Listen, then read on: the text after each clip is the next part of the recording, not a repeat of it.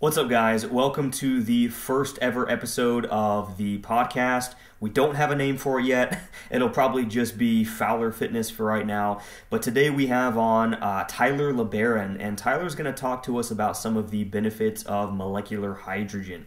If you've been listening or following any of my content for a while, you've probably heard me talk about some of the benefits of medicinal gases, right? So we have things like hyperbaric oxygen, ozone, molecular hydrogen, which is what we're going to talk about today. And all of these different medical gases sort of have different applications in their sort of broad spectrum therapeutic potential in a variety of disease models. So molecular hydrogen is something that I am very interested in, and I talk about it quite a bit because I think it can really be useful for just about anyone. It has a very low side effect profile. There's really no side effects that we know of, even at astronomical doses. It's very safe. It seems to have a lot of benefits for things like both health and exercise performance, and so it's something that I feel very confident in recommending to people. So Tyler can't recommend any products. That's not what he does. So at the end of the show, I'll probably make a separate part here where I talk a little bit about some of my favorite products that I like to use personally. So please do not reach out to Tyler asking for product recommendations. Just reach out to me if you have any questions about specifications on a device if you're in the market for a product. The mic that I used to record this wasn't as good as I thought, or I think maybe I had the volume turned all the way up, one of the two, but the audio recording is a little choppy, so just bear with me. The first half of the podcast, the audio completely cut out, so there was like a minute there where it kind of just jumps right into the episode, but there's really nothing that was missed there. I just kind of, introduced Tyler. So that's why it kind of just immediately just goes abruptly into the episode. But so we have on Tyler today. Tyler is the founder of and executive director of the science-based nonprofit Molecular Hydrogen Insitute. His background is in biochemistry, physiology, and exercise science.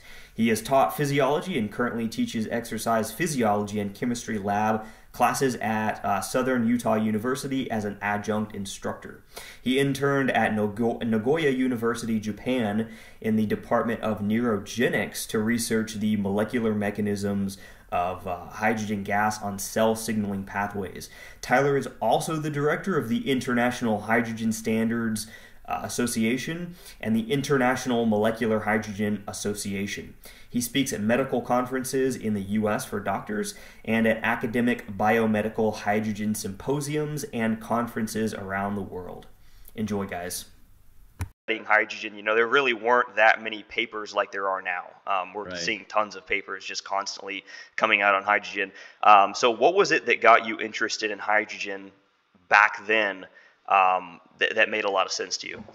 Yeah, absolutely. And so first, I think we also want to clarify when we are talking about hydrogen, what do we actually mean? Right. We think about elementary chemistry or elementary school, right? You have the periodic table of elements, and hydrogen is number one. So that's atomic hydrogen. And then that hydrogen combines with a whole bunch of other elements, right? It can combine with carbon to make, your petroleum, your gas and everything. It can, or your carbohydrates, for example, your fatty acids. So hydrogen is pretty much in everything. In fact, if it combines with oxygen, then you have water, right? Or you can make hydrogen peroxide, or many other compounds and molecules. So hydrogen is in everything. But if that atomic hydrogen combines with another atomic hydrogen, then it forms a diatomic hydrogen, or H2 gas. And that is the molecule that we're talking about, right? It's a very specific form of hydrogen. It is the molecular hydrogen, the molecule. So hydrogen ions, in contrast, that's like, people talk about pH, for example. pH is literally the concentration of hydrogen ions, specifically the H plus ion. And so when we're having this conversation, this has nothing to do with alkaline water or alkaline pH or the hydrogen that's already in water or in your foods or anything like that. This is the molecule that is a gas, right? This is what we are talking about using as an alternative green energy, because it's a gas, it's explosive, there's lots of energy in it, there's 3 times more energy dense than gasoline. This is the hydrogen molecule. And so I actually learned about this back in 2009 when I was investigating and learning about alkaline ionized water. And there's so many testimonials of people sharing their experience and benefits with this. And it turns out there were a number of publications that actually did show that this water had therapeutic benefits to it, but it wasn't clear why that was. And as I was going through my research, and I found, well, the process of electrolysis, if we just break it down, right, and do these principles, we see that um, with electrolysis, the definition is simply the decomposition of water into hydrogen gas and oxygen gas, right? And so hydrogen gas is being produced. Well, maybe hydrogen gas is that therapeutic component. And so you type that into PubMed, for example, and you find a lot of articles on molecular hydrogen having therapeutic effects. And like you mentioned too, right, at the time, there weren't very many articles, right? There are only 20 to 50 articles in total that Oh indicated wow. that molecular hydrogen would have any benefits compared to 10 100 times that many today, right? I mean 20 to over 2,000 articles. So it has grown a lot, right? Yeah. And but I was very interested in getting this because hydrogen is ubiquitous. I mean, it's easy to get. It's everywhere. It's very natural. It's something very easy to administer, and yet it appears that it has a lot of different health and therapeutic benefits. So that's what initially really excited me to investigate this area. Yeah, and I think it's interesting, what you were saying about hydrogen versus what we know as molecular hydrogen, which is the therapeutic molecule.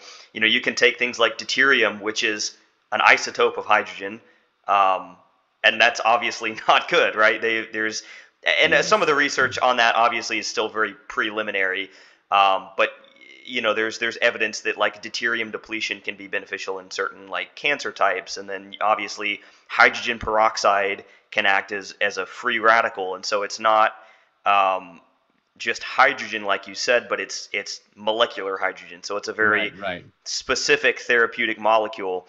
Um, That specific species and that specific isotope, right? Like in our research, we don't research deuterium, right, or tritium, which is mhm. another isotope of hydrogen. And you're right. We know that if you have too much deuterium levels, that isotope of hydrogen, that's really bad for your health, right? And so it is possible that doing a deuterium depletion, you could get benefits. But those benefits and that entire concept is materially different than what we're talking about with the therapeutic applications of molecular hydrogen. Now, you could argue there's a potential crossover, which it is kind of interesting. The mitochondria, right? What happens in the mitochondria is it consume we the mitochondria makes a lot of the energy, right? The ATP, the energy currency of the cells. And in that process, it produces water. We call that metabolic water, right? Mhm. It combines with oxygen and the hydrogen ions from in the electron transport chain and makes water. This water is generally deuterium free. There's no deuterium in there. So the mitochondria is considered a deuterium depleting organelle.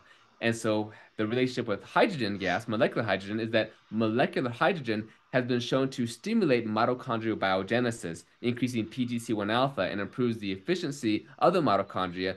Therefore, you might be able to get even higher levels of this metabolic water or this deuterium-free water, so to speak. So there is that possible connection, but just to Right. clarify, right? Yeah, it's this species of hydrogen and this specific isotope of hydrogen, which is actually it's called protium, right? Protium, deuterium, and tritium. We're talking about the therapeutic effects of the protium gas, diprotium. Yeah, yeah. One of the interesting things that when you're talking about hydrogen, you can kind of, at least I like to put it into this category of therapeutic molecules that are sort of almost like adaptogens, right? So there's Yes. a lot of research now into things like peptide bioregulators for regulating gene expression and taking some of those things and being able to target specific organs, in a way that's very specific, where if you don't need the molecule, it doesn't do anything. If you do need it, then it has a therapeutic effect. And so it's kind of biologically inert in the sense that if you don't have a specific issue, maybe that it's going to address, there's really not a whole lot of negative downstream side effects, as opposed to like even taking something like vitamin C.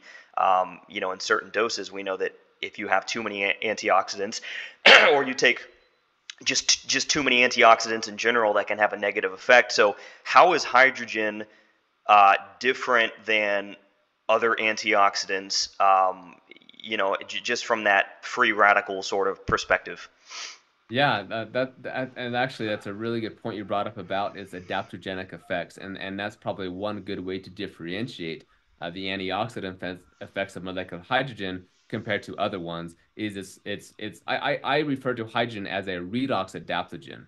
That's Hmm. one way we can consider it, and that's different than say vitamin C, and that's because molecular hydrogen, several reasons why. One of them is molecular hydrogen is considered a selective antioxidant. It's selective because when we consider an antioxidant in terms of neutralizing a free radical, whether it's directly or indirectly, there's different ways that can happen. Um, well, many free radicals and reactive oxygen species are very important for us. So, like hydrogen peroxide, that is a reactive oxygen species. And at high concentrations, it, of course, is bad for you, and it can then create more create like hydroxyl radicals and create lots of problems. But under smaller concentrations, it has therapeutic effects. And in fact, our cells have developed specific aquaporin channels or these protein channels to allow the hydrogen peroxide to transverse these aquaporins to then do specific signaling that will then induce and provide various therapeutic benefits to the body. So we have specific need for many types of free radicals and reactive oxygen species, and so we want to keep things in this homeostasis between your antioxidants and your oxidants, right? And hydrogen is selective because it's only going to neutralize or get rid of the bad or toxic, cytotoxic free radicals. It's not going to perturb the normal or healthy free radicals and reactive oxygen species that we need. So some of the ones that we need, like I said, are things like hydrogen peroxide and nitric oxide is a big one, especially people are familiar with with lifting the weights, for example, and you want to get that pump, that vasodilation. Some of that is brought up through nitric oxide. So supplements like arginine or citrulline, or you get the NO pump, all of this. That's all about nitric oxide. Well, nitric oxide is a free radical and has numerous therapeutic applications. It's also can be toxic because it is a free radical. And for example, if nitric oxide reacts with superoxide, which does so, I mean, it's essentially an instantaneous reaction, and you form peroxynitrate. And now this is a very strong oxidative molecule, and it's very damaging. One of the most pernicious molecules to health is this peroxynitrate oxidant, which again is formed by the reaction of nitric oxide with superoxide. Well, again, molecular hydrogen is also selective in that it's not going to neutralize superoxide or nitric oxide, both of which are important signaling molecules, but it can selectively reduce the levels of peroxynitrite and reduce the damage that happens from that oxidant. Similar to the hydroxyl radical, it has the selectivity towards the hydroxyl radical. And that's the reason for this is because these oxidants have such a high oxidizing power that they have the ability or the capacity to react with molecular hydrogen. And because of that, they're going to be neutralized. So it's not like that hydrogen is like just a smart molecule, like, oh, it knows this one's a bad one, this is a good one. Right. It's all based upon um, the the oxidative potential or power of these oxidants and the reductive nature of molecular hydrogen. So in that way, hydrogen is very different than, say, vitamin C, which is indiscriminate. If you put vitamin C with other free radicals in the same vicinity, you would find that vitamin C would easily neutralize nitric oxide or superoxide and many other free radicals that you want. It's not quite that simple. Vitamin C has a lot of other benefits, and there's of course, it's involved as a cofactor for hydroxyproline and collagen synthesis and everything else. But it's not a selective antioxidant, right? And to pull your point earlier, there are data showing that high levels of antioxidants and vitamin C itself can have negative effects, maybe even hamper or diminish the benefits of exercise training, for example. Yeah, well, I know, one of the big things going around in the biohacking community right now is, people taking a lot of methylene blue and antioxidants like that. And it's not to say that those don't have benefits. But one of the things that methylene blue does is it neutralizes nitric oxide, right? And so if you're taking some of these things in high enough doses, you really have to be very specific and intentional with, I think, how you're using a lot of these things. Whereas hydrogen, not to say that you shouldn't be, I guess, thoughtful with how you're using hydrogen necessarily, but it's not quite as It's not as a powerful of a molecule, right.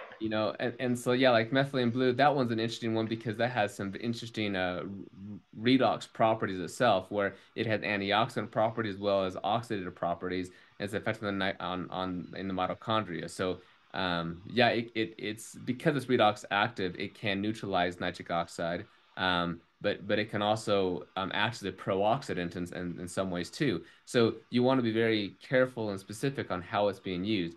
But with molecular hydrogen, it's that there's no evidence that it can be overdosed or that you can use it too much or there's going to be a contraindication from it or something. It's going back to its very unique effects as a true adaptogen that, once you're if you're out of homeostasis, it helps you to bring you back into homeostasis, but it's not going to reduce things, molecules further than is helpful or normal, where it can end up being toxic or harmful. Right. Yeah, and I know you had said something too, or I know you had mentioned that not now, but in a previous interview that I guess when hydrogen neutralizes those strong pro-oxidants, that it actually turns them into water. Is that water that can be usable? As in, like does it become almost like structured water, or is it just water that's then excreted? Because I think that's actually that would be a really interesting application of hydrogen, where it's not only neutralizing these strong pro-oxidants, but it's kind of like almost giving you another benefit there. Yeah, I mean it's a nice thought. It's kind of romantic. Yeah. It's probably just insignificant. Uh, Right. but specifically, when hydrogen gas, if hydrogen gas reacts with the hydroxyl radical, then the stoichiometry, right? You have one hydrogen molecule reacts with two hydroxyl radicals, you form two molecules of water, right? Now we can actually calculate how much hydrogen gas would have to react to form how many moles of water, and you end up getting, like a couple of microliters of water. Like it's Right. such a small amount in your entire body, right? Right. Right. But that is nice that it's, you are just forming water. And that's how the electron transport chain works, for example. I mean, that's one of the reasons why it's totally different, but it's kind of funny. Like camels, for example, they can go so long without water because they're metabolizing so much of their fat and they're producing so much metabolic water that they're able Hmm. to have water to sustain themselves, in addition to how their kidneys function in high osmolarity and things. But yes, you are producing some of this water. It is just probably, like I say, it's insignificant, but it's, again, it's kind of a romantic idea. Right. Yeah, yeah. I've heard some people kind of focus on that as a mechanistic like benefit, and I'm like, I just don't see that necessarily. Like, just intuitively, it didn't seem like it would do much. But I mean, one. initially too, it seemed to be a, a stronger mechanism, this Mhm. neutralizing reaction with the hydroxyl radicals. And that paper was published in 2007 in Nature Medicine, right? Right. That's how science works, is, this is the data, and then you form a hypothesis to kind of help explain the data and the observations, and then you continue doing experimentation, and you try to get rid of things that don't work until you're left with what does work, right? And if this is continued, you start seeing that actually, when you take the molecular hydrogen, thinking about the pharmacokinetics of hydrogen, for example, when you ingest it, say, from oral administration of molecular hydrogen, the hydrogen molecules are out of the body within an hour or so. Yet you still see therapeutic effects, throughout the rest of the day, even though there's no hydrogen molecules in there. So if there's no hydrogen molecules in there and you're still having antioxidant effects despite no hydrogen molecules in the cells, then how do you explain that, right? You cannot explain it with hydrogen gas reacting with the hydroxyl radicals. Hmm.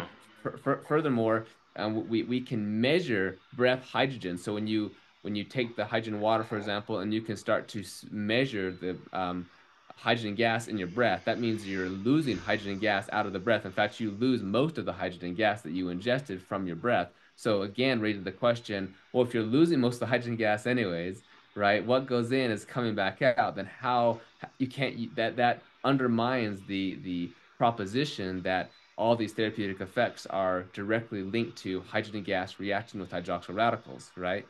And so Right. instead, you start to see that no, hydrogen gas is influencing the gene expression, right? Acting on things like the NRF2 pathway, which enhances your body's endogenous or natural antioxidant expression, right? We also just recently one of the targets of hydrogen was been identified as the iron porphyrin molecule, and when hydrogen interacts with this molecule, that gives us this catalytic ability to neutralize free radicals, and this can be circulated throughout the blood and continue having benefits for a long time after the fact as well. So it's just a process of science slowly, emerging and doing more research investigation so we can understand more of the molecular mechanisms of how hydrogen is exerting these therapeutic effects. Yeah, well, mentioning some of the scientific research that's been done on hydrogen, I think there's probably quite a few people that follow me that are skeptics, and I think a lot of that stems from you have a lot of things that kind of just get lumped into the same category, like alkaline water, structured water, hydrogen water. And so when people hear the word hydrogen water, they just think it's another Water scam. fad, yeah, or Yeah. scam or something. And it's like, no, there's tons of articles that have been published in prestigious journals. We're seeing all of these benefits in tons of different disease models. And, again, that's not to say that hydrogen, I think the flip side of that is that you also don't want to make claims about hydrogen's ability to do something or cure something necessarily when we don't have that evidence either Right. necessarily. But I think that, we are starting to see, well, look, maybe we don't have like extremely large randomized controlled trials for hydrogen in this specific thing. But when we look at it across the landscape of all of the different things that it's doing in all of these different disease models, we know that and especially with none of the side effects that we've seen, I don't think there are any that exist. You could maybe correct me if I'm wrong on that, but I think it's worth obviously starting to pay attention to, and Yeah. kind of going into some of the benefits of hydrogen that aren't specifically related to, I guess, its antioxidant potential. Could you kind of talk about how it benefits? I know you've said that it can kind of selectively mediate autophagy in different organs. I think that's really interesting because there's a lot of people talking about autophagy with fasting, talking about autophagy with taking, certain supplements. Um, I kind of like to look at hydrogen as a more precise way to, I guess, augment autophagy without, because, different organs may need different levels of Yeah, autophagy. exactly. Yeah, that's my That's understanding. yeah, it is an important conversation and recognition that we have on how hydrogen is doing this. And and again, like you said, there are a lot of publications that talk about this, and the fact that there are publications should in and of itself differentiate this subject from other water claims out there. And I just wanted to, I guess echo what you said that you're right. A lot of people, when they hear of hydrogen water, they think it's another water scam or something because you have things like structured water and alkaline water and negative water and ionic water, and the list goes on without a single publication on any of these. And just even the logic that is used to explain the water makes no sense whatsoever. And again, to reiterate your point that nobody should be claiming that hydrogen is like been proven, like if it were proven to work or something, well then I don't know that would be like have FDA approval and be Right. used in Exactly. hospitals and be prescribed like Yeah. all this It's the like it's levels of evidence. yeah, Yeah. exactly. Yeah. I mean, it's not there yet. We don't there are no, like, 5,000 people double-blinded randomized controlled trial looking at one specific disease marker, right? The the research is very preliminary. You have about 150 now clinical studies, right? Most of those are not randomized, double-blinded, placebo-controlled. There are a few that are. Just want to just talk about that, the evidence that we have, because sometimes it is, to me, it's exciting how much evidence that there is to support hydrogen. But when I hear people say things like, there's over 30,000 articles, and 10,000 articles of double-blind placebo-controlled studies, and then this has been proven to be an effective medicine, and it's been proven to be, proven as a medicine in these countries and all these hospitals and everything. That is categorically not true. Hmm. And so when I'm excited about saying, hey, there's a study that's been published, it's a 1 year long randomized placebo-controlled study on hydrogen, and it shows some pretty good benefits with 100 subjects or something. That is really powerful. But when that is said, juxtaposed to the false claim, it's like not as powerful as it ought to be, because people have made these false claims, and then it further indicates that hydrogen is a scam or something. And so I guess I wanted to clarify, I appreciate you bringing that point up, because we want to give correct and accurate information out there so that we do talk about things like autophagy. We understand the Right. level of evidence that we're talking about, right? Right.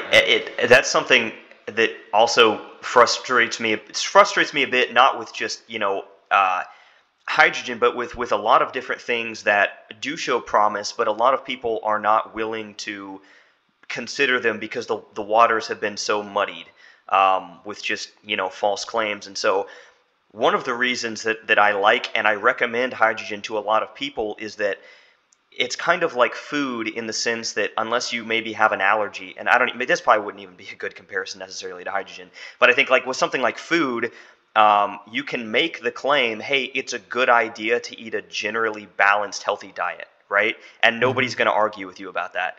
And I think telling people that like you can take hydrogen and there's not a whole lot of like side effects to that is also accurate, right? It's not like it's a drug where we actually do need tons of large randomized controlled trials to definitively say It's safe. it's 100% safe, right? Yeah. Right, exactly. That honestly, that's why I'm relatively passionate about molecular hydrogen. It's not because we know beyond a shadow of a doubt it's going to cure every disease you Right. have, right? Yeah. It's really because it is very safe and it's very natural, right? When we eat a healthy diet of fibers and these non-digestible carbohydrates, our intestinal flora, if we're healthy, metabolize this fiber to produce lots of hydrogen gas, and it's another way to get the molecular hydrogen. It just appears to not be as effective as, whether inhalation or drinking hydrogen-rich water, right? And so, yeah, the safety, of course, more data and more studies need to be done on the safety to see if there are unique circumstances with certain conditions or areas where there could be contraindications, maybe people who have SIBO, for example, a Yeah. specific type of SIBO with where they're methane producing, where they're actually consuming the hydrogen gas and Right. and they're producing methane. Maybe this could be contraindicated. There's no evidence to show this, but it's again, it's a good hypothesis, good Yeah. conjecture, and it's That something that was should be studied. that was one of our questions. Oh, So, good. Yeah. Well, yeah. well, there's our answer. Yeah. We don't know. It is something to think about, to be concerned about. But there's people who have tried it, and and again, this is anecdotal, right? They'll say, "Oh yeah," and then my SIBO got worse, and then after a week it got better, and everything is better. And Yeah. maybe there's some truth to that too, because we see that hydrogen regulates the microflora, it regulates the microbiome, and so we start to see improvements in different types of bacteria and decrease in different pathogenic bacteria, for example. And so throughout this regulation that hydrogen is doing, maybe that could explain why people have this anecdotal experience. But there's no evidence either way. And so, but again, it's really relatively safe. And so you could try it and then Yeah. kind of see how your body reacts until Right. we have that evidence to know exactly how to do it. Yeah, well, and that's the thing. It's different than saying, "Oh, go try this drug, you might die," versus try hydrogen, you might get a little extra gas if you have SIBO, right? It's like, well, if Yeah. you get the gas, you just stop, right?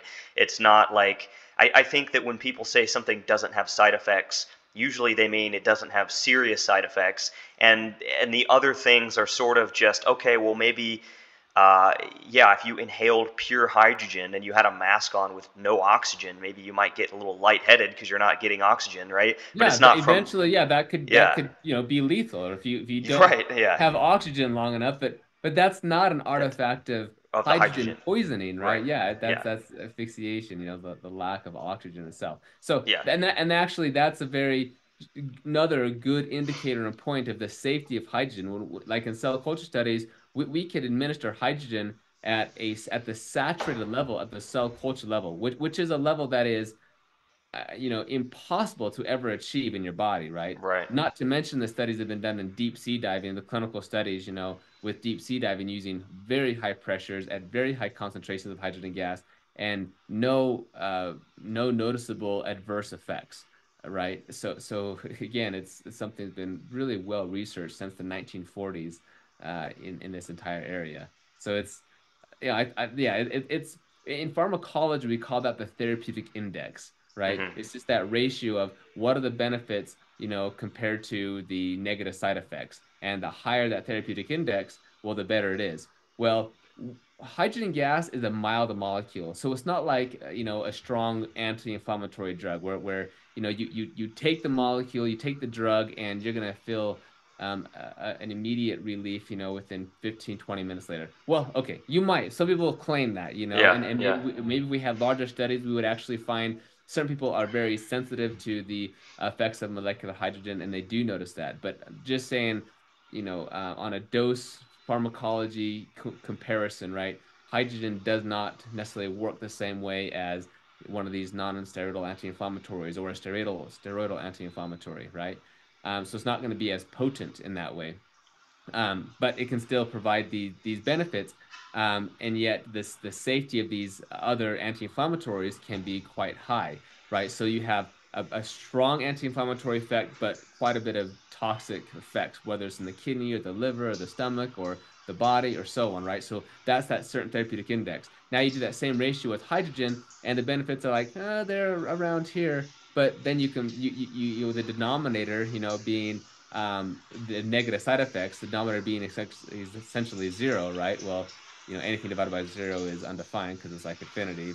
hmm But if we say it's a really low number, then that means it puts it at the very high therapeutic index that surpasses everything else. So in this argument, you could argue that if hydrogen even has a microcosm of benefits, then its in therapeutic index is higher than any other molecule or right. drug that's out there, right? Yeah, yeah, and that's another thing too with a lot of drugs in general is that maybe you get that therapeutic benefit for a while, but then you have to stop taking it because your liver enzymes get elevated or something like that.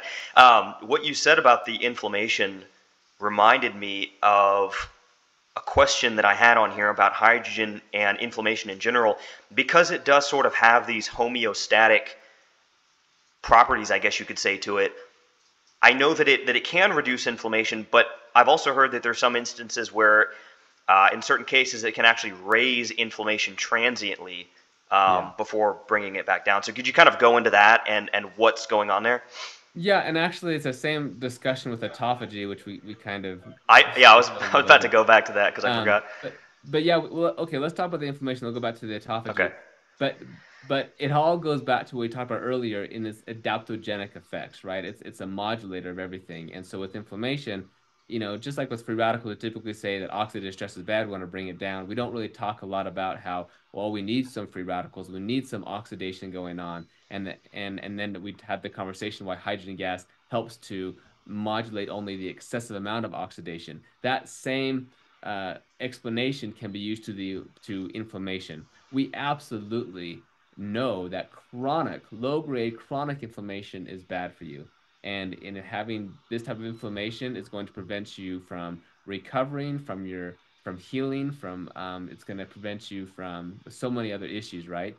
But at the same time, inflammation is critical. That is actually how you are going to recover, or your wounds are going to heal, or your muscles are going to get recovered, right? Because you're creating these inflammatory molecules, which are going to cause these signals for your muscles to, recover, to get stronger. It's going to recruit a bunch of other cells and molecules and everything to that specific tissue and site, so you can get those benefits that you want, right? When you get an infection, your inflammation is going to increase, and that's going to recruit, more of your white blood cells, and it's going to recruit, the army that you need so that you can get rid of the infection and kill the pathogens or eradicate the virus and so on, right? So inflammation is very important, and that's the issue with aging, is you start to have an increase in this chronic low grade inflammation, and yet your ability to immediately induce a high level of an inflammatory response has been blunted. And it takes time for your system to activate, right? Well, hydrogen is really amazing because it's going to help reduce this low-grade chronic inflammation. So we'll actually see over the course of the studies that your markers of inflammatory markers such as C-reactive protein or tumor necrosis factor alpha or interleukin 6, for example, many of these molecules are decreased upon the daily administration of molecular hydrogen. Not, you know, uh, um, not too much, right? Just helps bring things back into a more of a inflammatory homeostasis where you would want to be, right? However, there are a number of studies that show in the acute phase that hydrogen administration could actually enhance inflammation for that acute short temporal profile. So if you Mm-hmm. look at things like NFKB, which is a transcription factor that induces inflammation, TNF alpha, interleukin 6, sometimes these inflammatory markers are spiked for that first few hours, for example, and followed by its decrease later on. And you might even see cycle-like behaviors throughout the course of the study or the duration or whatever, just speaking to maybe hydrogen's hormetic like effect, this process of hormesis, right? That just like exercise, it's a little toxic for you, but in the end, that's better for you. And that seems to be what hydrogen is doing in these inflammatory cascades as well. So when you exercise, for example, you're going to see immediately high levels of various inflammatory markers, and you want that because that's going to be the signal to induce muscular hypertrophy and other gains in the strength and the fitness, right? And again, if you were to blunt that by taking again anti-inflammatories, and there's data on this, so that's an unfortunate thing because a lot of high level athletes are using anti-inflammatories all the time to help manage their pain, but by so doing they may be inadvertently negating the benefits of the exercise training they're doing because they're not getting those spikes in inflammation, right? Well, hydrogen, it's going to be able to, in some cases it may actually potentiate those inflammatory as well as the oxidative markers in that short rise. But then if you continue measuring, you'll actually see it goes back to recovery or back to baseline faster. So now you're ready to exercise again and ready to do another bout of exercise again or whatever it is. So this is more research needs to be done on this. It's actually really quite confusing, and some things just doesn't really make sense or fit into the model or the theory that we're trying to use to explain all the observations. But in a simplified overview, that's kind of the model that is being developed right now, is hydrogen's acting as this modulator of both redox homeostasis as well as the inflammatory homeostasis. Yeah, and I like to sort of compare hydrogen to, like, when you say something is anti-inflammatory, you can have something that blunts inflammation, like a prescription drug, or you could even have herbs and things that act in a very similar way to prescription anti-inflammatories. But then you also have things that are anti-inflammatory in the sense that they help um, resolve inflammation. So it's not like you're necessarily trying to block the inflammation. You're actually upregulating all of the different inflammatory and immune cascades that help you resolve the inflammation. So you ultimately end up getting less inflammation, but it's not because you're blocking it, right? In some instances, like if you're talking about things like pro-resolving mediators like maresins, or like that's a big thing now, is these lipid mediators that are being extracted from fish oil, right? We're finding that a lot of the benefits, the anti-inflammatory components of fish oil, are from these SPMs, these pro-resolving mediators. But when you look at SPMs, they're doing something very similar. And again, you can correct me if I'm wrong here, but similar to hydrogen in the sense that maybe you get a transient increase in inflammation, but ultimately that spike is kind of leading to it's spiking certain processes that ultimately allow you to resolve the inflammation, as Yeah. opposed to we're just going to try to go higher up on the chain or lower down on the chain and just block it.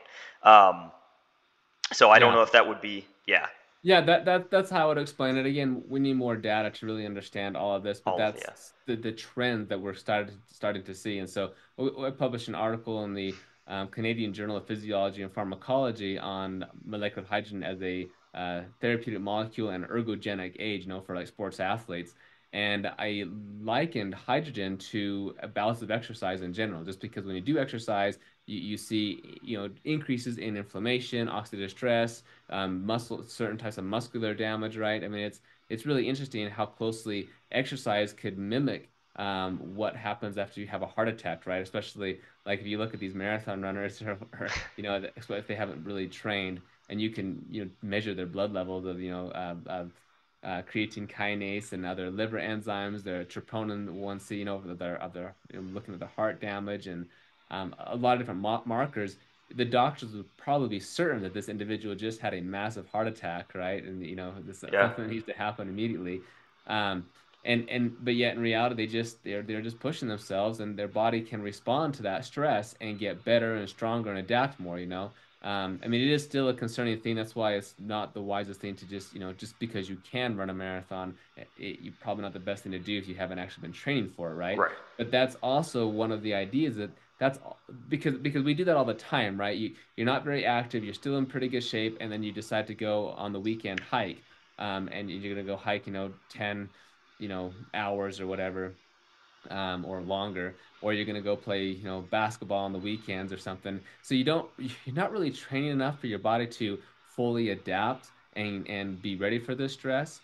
And so every time you do this, like in the one hand, yes, it is good for your body because your body is like kind of adapting and everything, but it is a lot of oxidative stress and inflammatory stress on your body that you really haven't been adapted to or accustomed to. So for these people, molecular hydrogen is a great choice because it's going to help to prevent some of this excess damage that's happening because their bodies aren't ready or used to that, right? And then at the same time, well, for these elite level athletes, like in order to be an elite level, the fact is you have to train excessively. That's just what it takes, right? Maybe a lot of people could become an elite level athlete if they could train at that level that is required. It's just that most people will get injured and they will not be able to train. Something will happen. Their body will right, break down. So that's like, in my opinion, that's like the real secret of what separates the elite from the not elite. Because a lot of people, they're very dedicated and they will train and are willing to do whatever it takes to get there, but their body will break down and they yeah, won't get there. That's just right, what's going to happen, right? So right. those lucky people who can really train like they want to and then not get breakdown, then they can become elite level. But training at such a high level is also going to increase the amount of free radical damage, inflammatory stress, and all of these things too, which increases the likelihood their body's going to break down. Again, in comes molecular hydrogen because it can help to mediate or reduce some of that excessive levels of oxidative stress and inflammation and potentially potentiate the benefits of exercise training. And this could increase the likelihood of them being able to continue training hard, making those adaptations so they can reach that level of elite athleticism that they want to. Yeah, I think that's kind of a good bridge into sort of the fitness applications of hydrogen, the fitness, and obviously there's a lot of great health benefits, but for people that are into, fitness and they're training really hard, um, I know there was a study on, I think, soccer players, right, that they did. Yeah. Kind of go into that and sort of maybe give us an idea of how hydrogen could be beneficial for sports performance in particular. Yeah, absolutely. So yeah, that's one of the earlier studies that was done was on elite soccer players. It was a smaller study, but it was a good study. Hmm. And they basically took the hydrogen water and then they did a couple of exercises. One of them was they did isokinetic knee extensions to failure. We do this. I teach at the university sometimes, and in our lab class, for example, we'll do these um, that same type of exercise. We'll make a fatigue curve, right? So where basically your first rep is going to be really high. Let's say I'll just put some numbers here, right? 100 pounds. Next rep, 100 pounds. Next one, 98, and then you can start to see you get more and more fatigued, right? So the isokinetic just means the exact same speed, and you're trying to go as hard as you can on every single rep, trying to get that highest level you can, and then you can make this fatigue curve, okay? And this pretty essentially what they did with these elite level soccer players, and they found that those who were drinking the hydrogen water, well, so you have their fatigue curve, right? But those drinking the hydrogen water, their curve was it showed that they did not get as fatigued as quickly, and there were more places where their peak torque was higher, their peak level of force output was higher compared to their when they were in the placebo group, right? Because I think it was actually a crossover study. It could be wrong. Maybe it was just the placebo group, but anyway, there was a statistical difference between the two, helping to decrease those levels of fatigue, as well as they measure lactate levels during cycling. So they had them exercise like at 70 something percent of their VO2 max, and then this would increase your lactate buildup and in the body because you're not able to get the ATP from the mitochondria. Instead, you're going to be relying on anaerobic glycolysis, and that's in turn you're going to start producing lactates, so you can still make the ATP that you need. But they found that those in the hydrogen group that their lactate levels were lower, and this could mean a lot of things. For example, maybe it could indicate that their mitochondria was functioning better, and this would allow them to make the same energy, the ATP they need, without having to rely on anaerobic glycolysis. So their lactate levels were decreased, right? There's also the Cori cycle, which can help to convert lactate back to pyruvate and substrates that we can use. And there's also just metabolism of lactate. It can be uptaken into the mitochondria, for example. Maybe hydrogen could improve. There's many different ways that this could be explained, but the fact that you see lower lactate levels, which indicates potential for higher levels of benefits. We actually in my laboratory, we did a similar study with a hydrogen product. This one's interesting too. I don't know if if you've ever seen it, but it's a ready to drink product, the Hydro Shot. Are you familiar with that Yeah, one? is it like does it come in like a bag where it's like Yeah, no, sealed? So it's a can. In fact, I just had one of these oh, okay. Oh, I before. have seen that. I got one of those the other day at they gave one to me for free at like a biohacking like neurofeedback place. Okay, yeah, Yeah. cool. Yeah. So yeah, the Hydro Shot, but we just I just wanted to try this with some of my students for fun. It's not a great study, but we did it. Right. We actually published it in the journal just because for fun, right? But Yeah. but this one's neat because it combines like your nitric oxide, so you get the citrulline and different things. You get nitric oxide, and it has the hydrogen water. And then what we did is I had to tell my students we just redid what we did for our lab, and so we got their baseline levels, and then I just had a bunch of them drink the product too, and they did the exact same thing. And there's a huge difference. Actually, in this case, a huge difference. But this is a little bit different than just hydrogen because you have the nitric oxide, you have some a little bit of green tea in there or something. And Right. anyway, there's other things that are going on too. But the peak power output was higher than the placebo, and then the entire curve was also greater.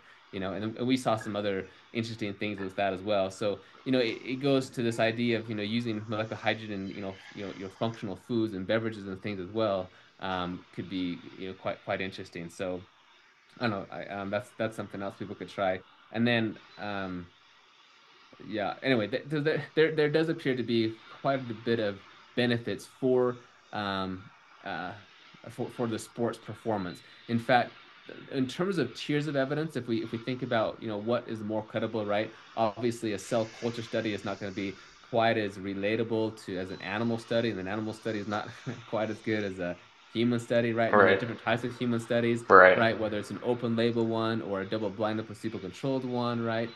And then finally, you get to a level of systemic reviews and meta-analysis, right? If there's enough good clinical studies, you can do a meta-analysis of all the clinical studies, And it's not just kind of a review of them all, but rather that you use a statistical method to incorporate what they did with the raw data in those studies and then put them together and you group them and pool them together in the sample size and you get all the statistics together.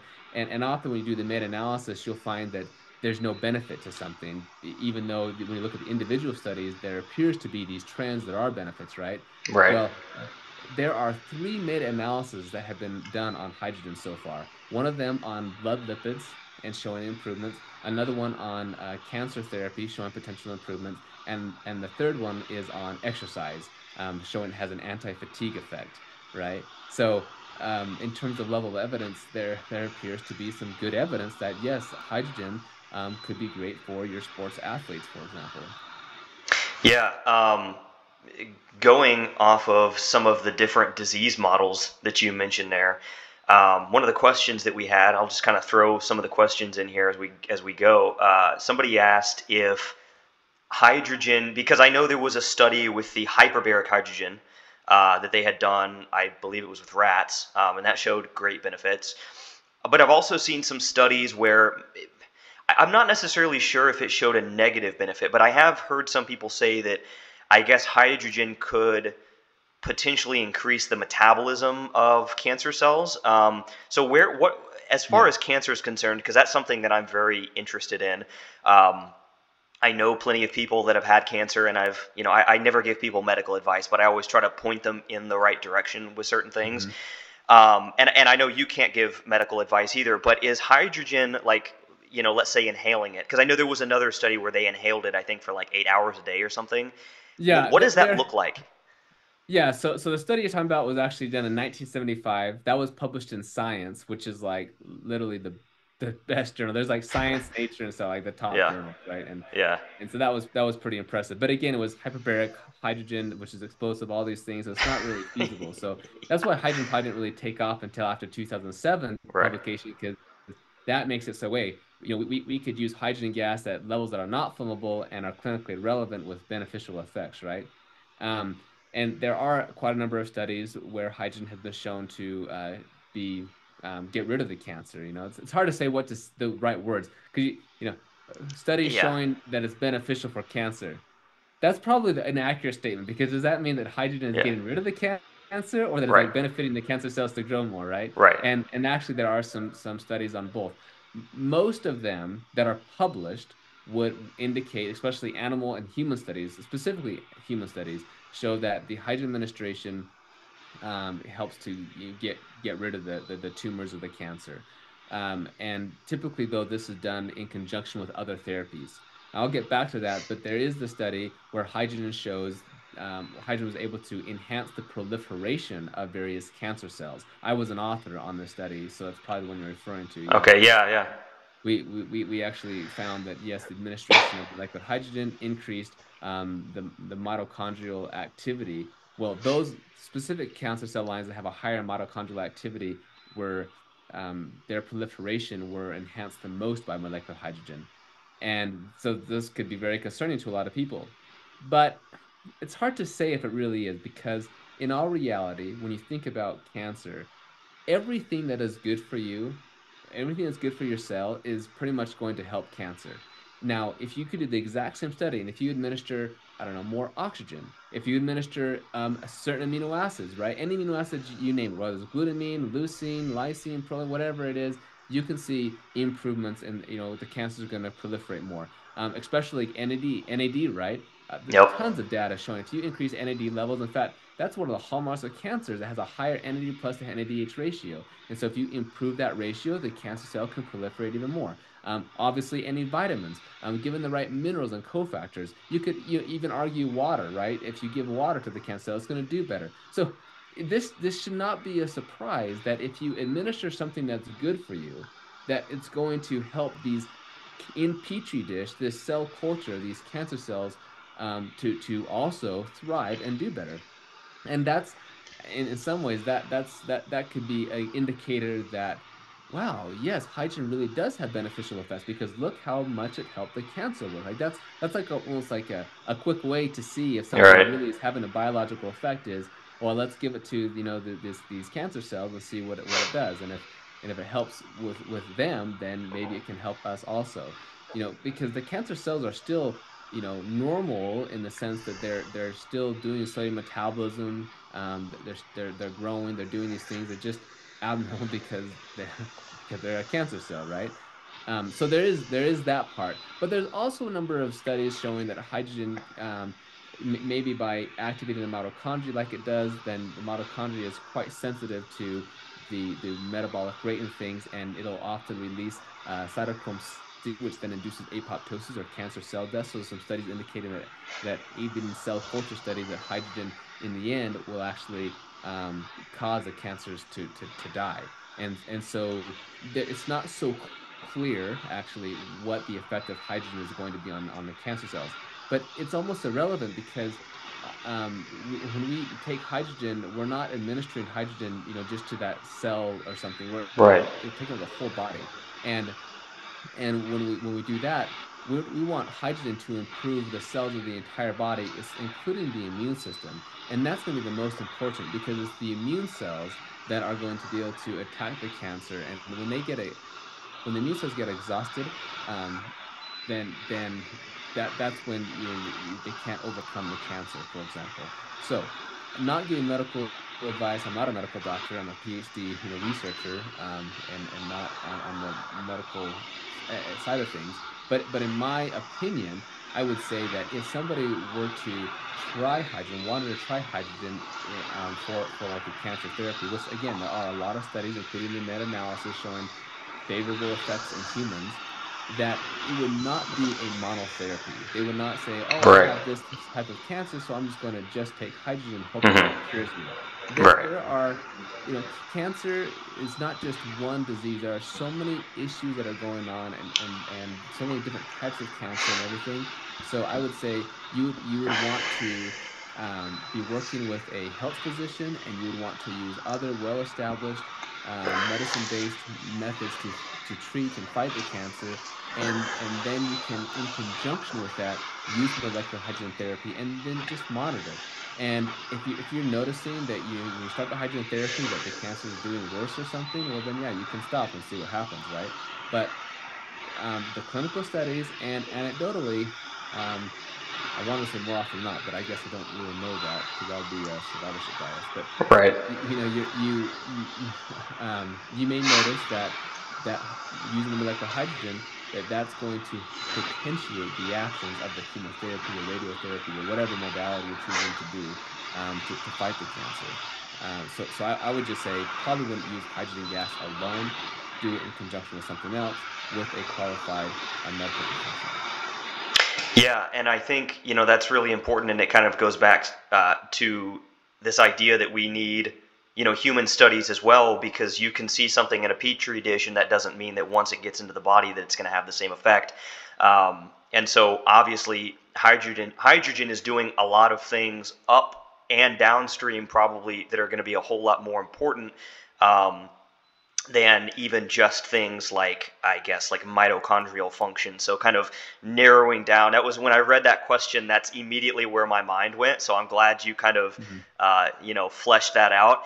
And that kind of leads into another question that somebody had asked here, because I know a lot of the benefits of hydrogen, to my knowledge, in cancer therapy, when they're using it like in conjunction with chemo and radiation and things like that, is that it can potentiate the benefits of those therapies in cancer cells, but it can also help protect the healthy cells from radiation and things like that.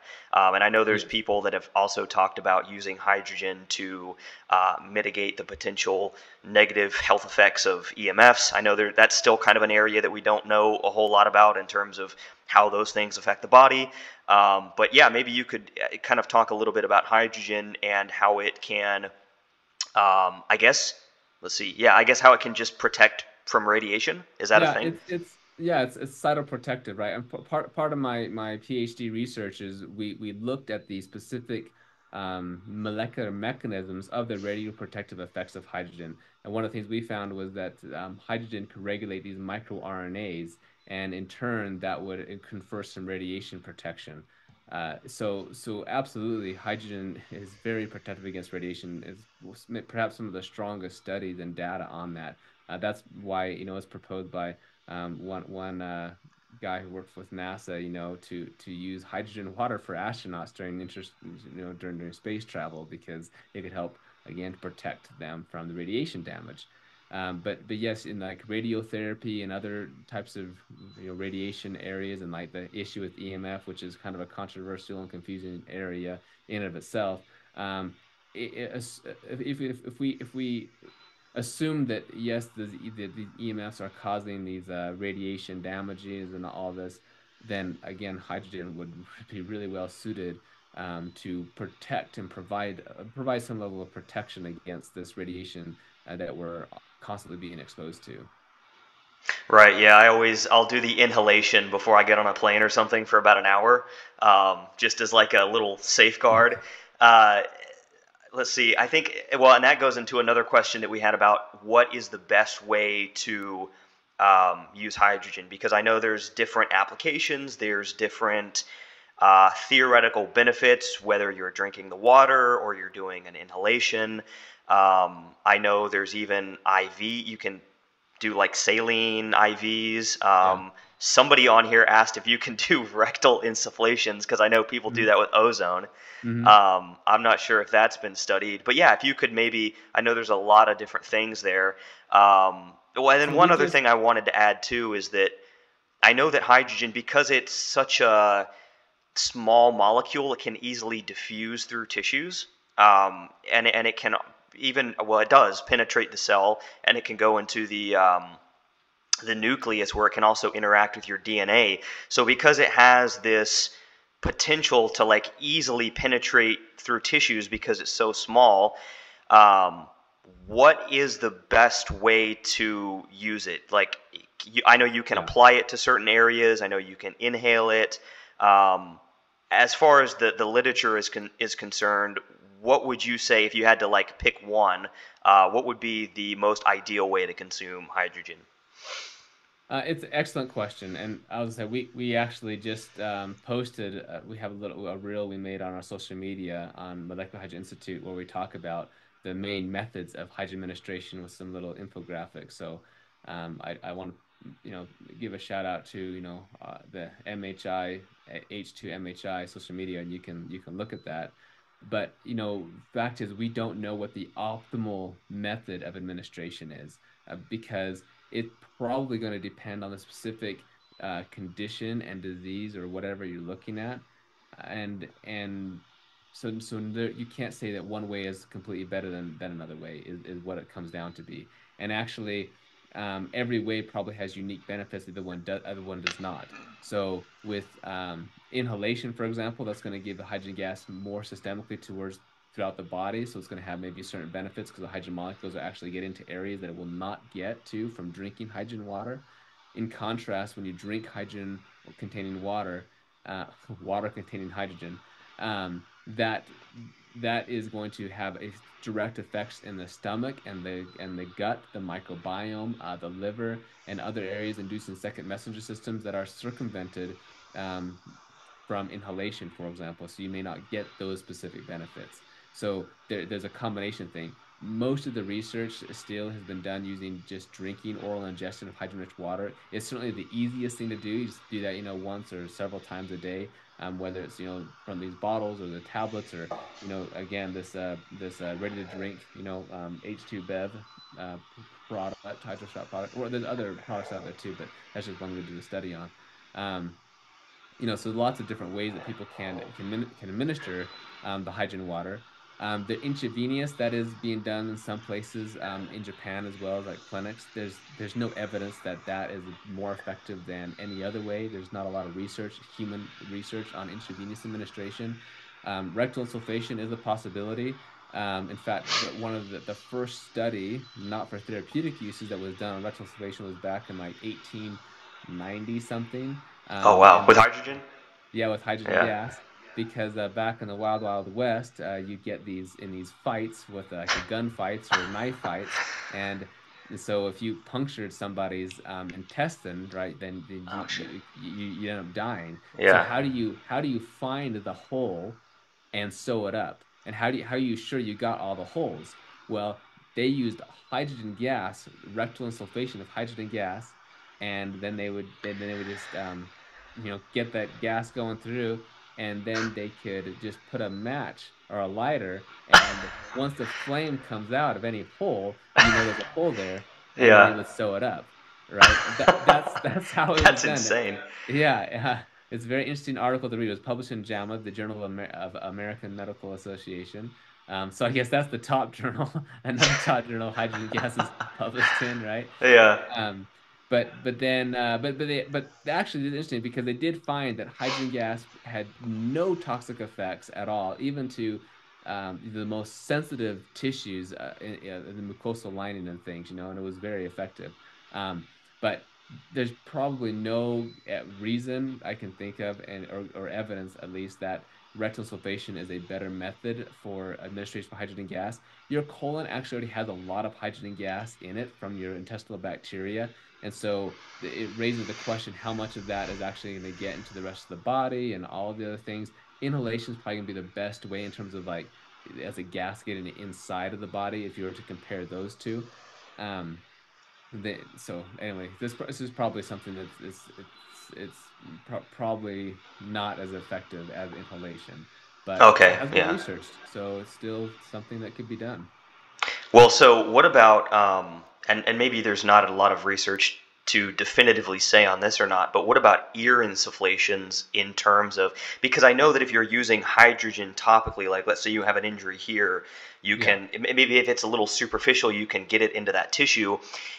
If you were to do something like, say, an ear insufflation, and you did it long enough where you could get the hydrogen to a certain therapeutic concentration, is that something that could penetrate through some of the tissues here and get into the brain, or would it kind of just go down the throat or something?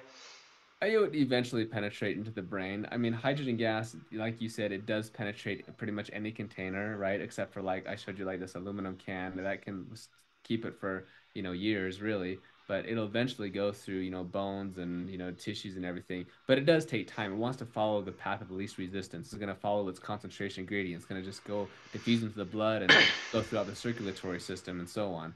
And so when it comes to administering hydrogen at those specific locations of topical administration, like bathing hydrogen water, or just your ankle from a sprained foot, or your hands from arthritis or something, or like into the ear, for example.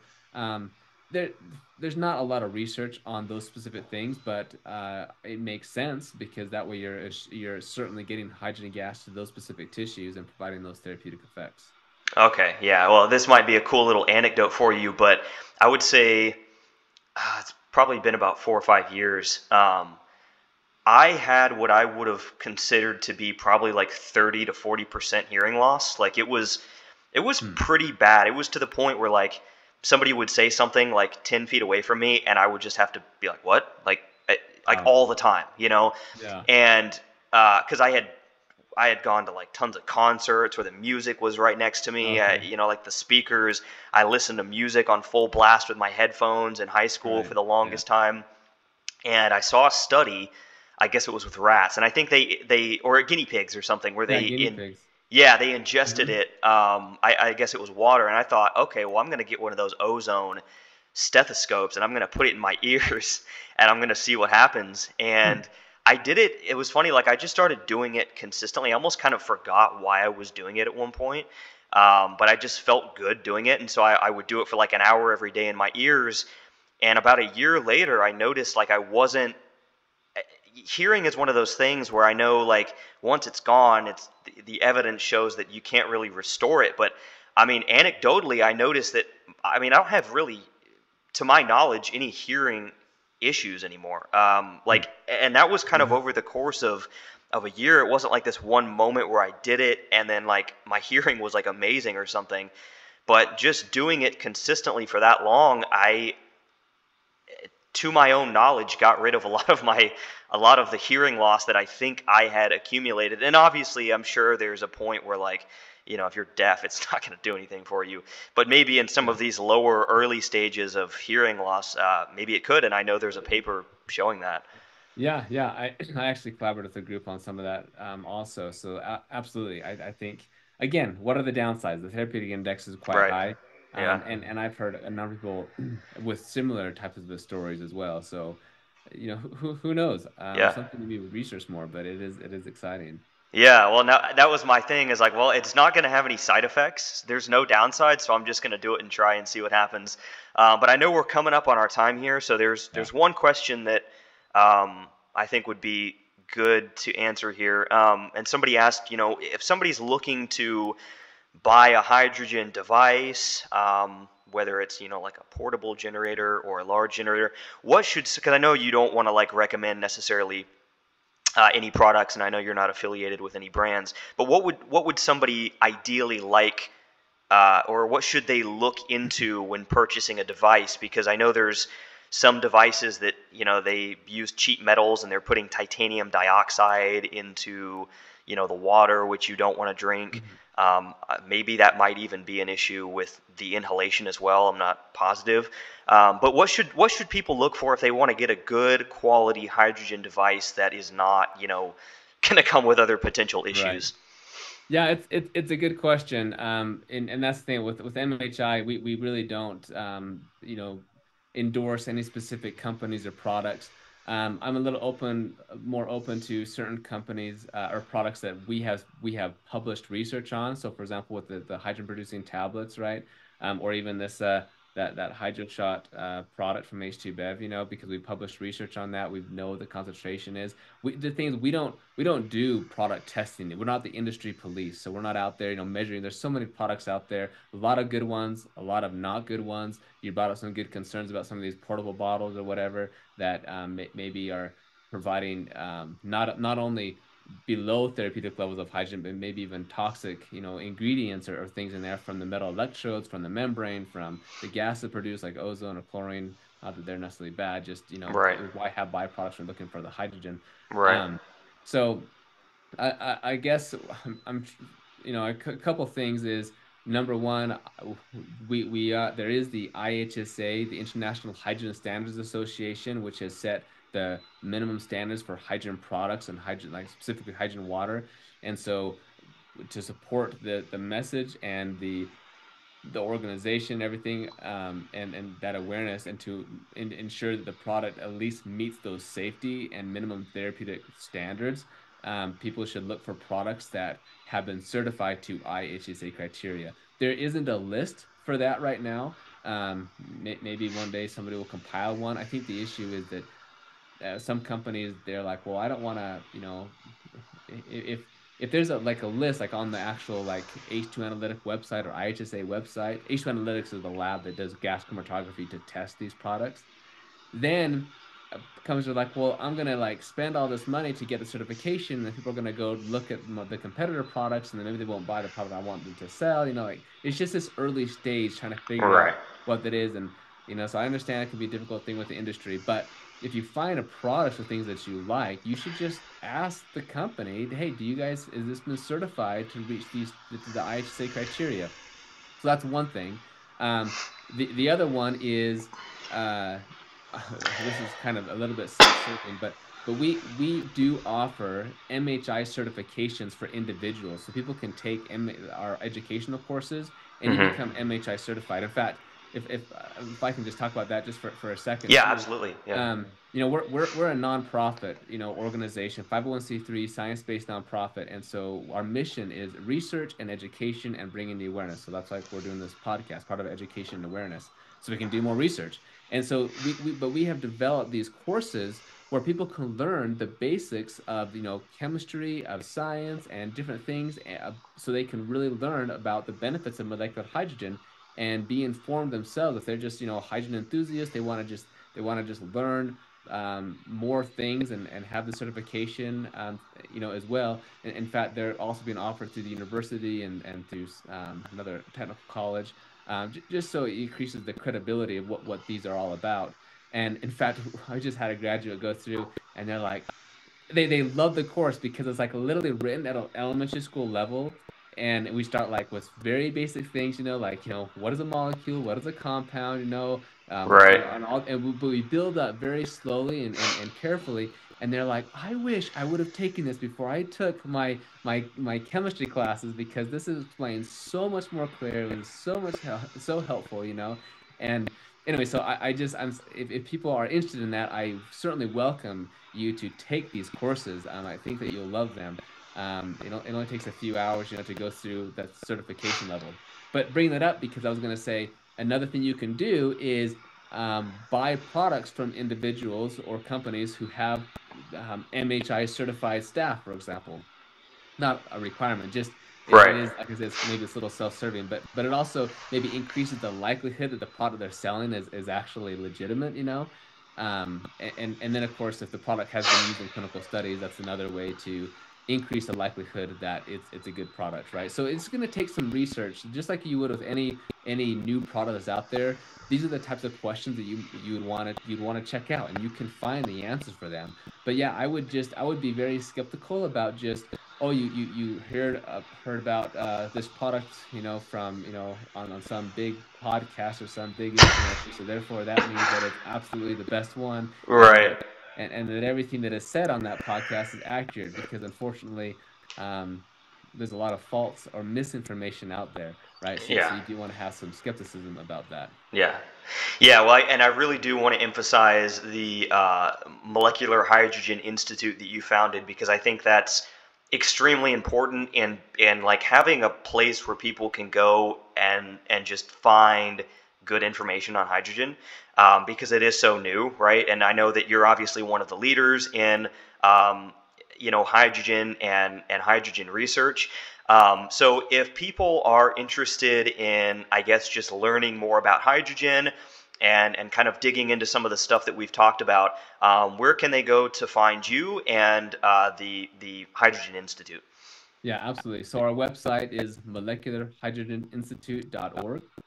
And then we have on the social media, on Molecular Hydrogen Institute, is the social media for Facebook, and H2MHI is the handles we've been using for Instagram, as well. So please find us there. We're trying to grow a hydrogen community, so people, just education and factual information, and just trying to, bring about this movement and this awareness of hydrogen. So it's a really neat thing. And then, of course, our certification courses. And then, of course, you're welcome to follow me as well, just Tyler W. Lebaron, on the Instagram, or on Facebook as well. You can find me. And I often will also be posting some of my research on molecular hydrogen and maybe some other stuff too, as starting to you know differentiate things out more. So yeah, I'm happy for everyone to follow and join and learn and enjoy the hydrogen, and let us know your experience for sure. Awesome. Yeah. Thanks so much for coming on, Tyler. Yeah, no, my pleasure. So appreciate it.